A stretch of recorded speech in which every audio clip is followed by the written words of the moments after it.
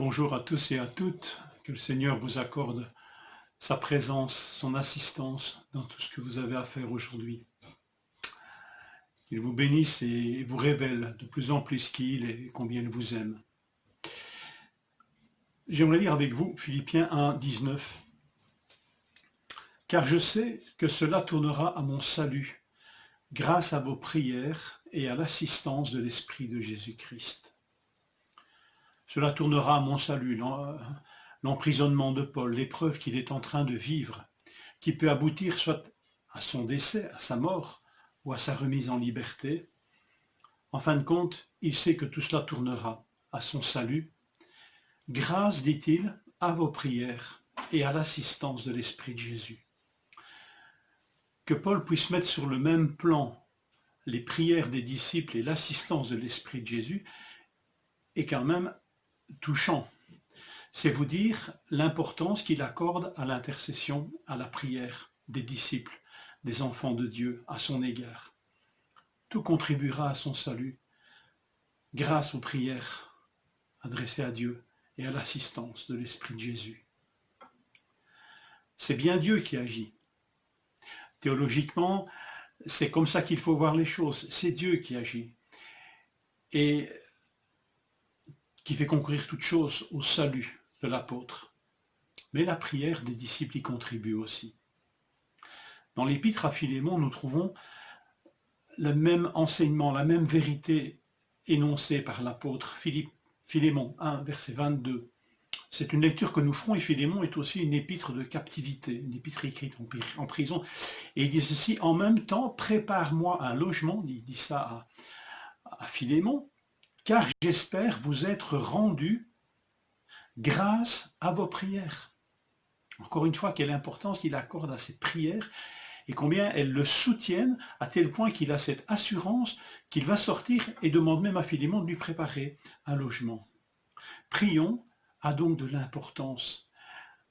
Ça paraît tout bête ce que je vous dis, mais que la souveraineté de Dieu, le fait qu'en fin de compte c'est Dieu qui répond, bien sûr, ne soit pas pour nous un prétexte fallacieux, malsain, de ne pas prier. De toute façon, tout est joué, c'est Dieu qui décide à quoi ça sert de prier. Ça sert de prier, bien sûr. Et la prière est un acte dynamique et nous collaborons avec Dieu à des choses étonnantes. Prier est donc important, demander. Jésus a énoncé ces choses d'une manière tellement simple. Et moi je vous dis, demandez et l'on vous donnera. Cherchez et vous trouverez, frappez et l'on vous ouvrira. Demandez et l'on vous donnera. Jésus dit encore, si vous demandez quelque chose en mon nom, je le ferai. Demandez donc n'offense pas Dieu et n'offense pas sa souveraineté. N'épuise pas Dieu. Autre chose maintenant est de développer des théories sur la prière qui confinent presque à la manipulation mentale. Mais Dieu nous demande de prier et nous contribuons avec lui à son œuvre en le faisant. Parce que nous savons à qui nous demandons. Quand Jésus dit « demandez et l'on vous donnera », il parle bien sûr de Dieu. Quand il dit « si vous demandez quelque chose en mon nom, je le ferai », c'est une prière adressée à son Père en son nom. Alors nous frappons la bonne porte. L'important est de demander à la personne adéquate. Et seul Dieu a tout pouvoir, toute puissance, et ne se lasse jamais de nous entendre. Il n'y a pas tellement de temps encore, j'entendais et nous parlions de quelqu'un qui nous fatiguait. Je ne parle pas de l'un de vous, parce qu'il était tout le temps dans la demande.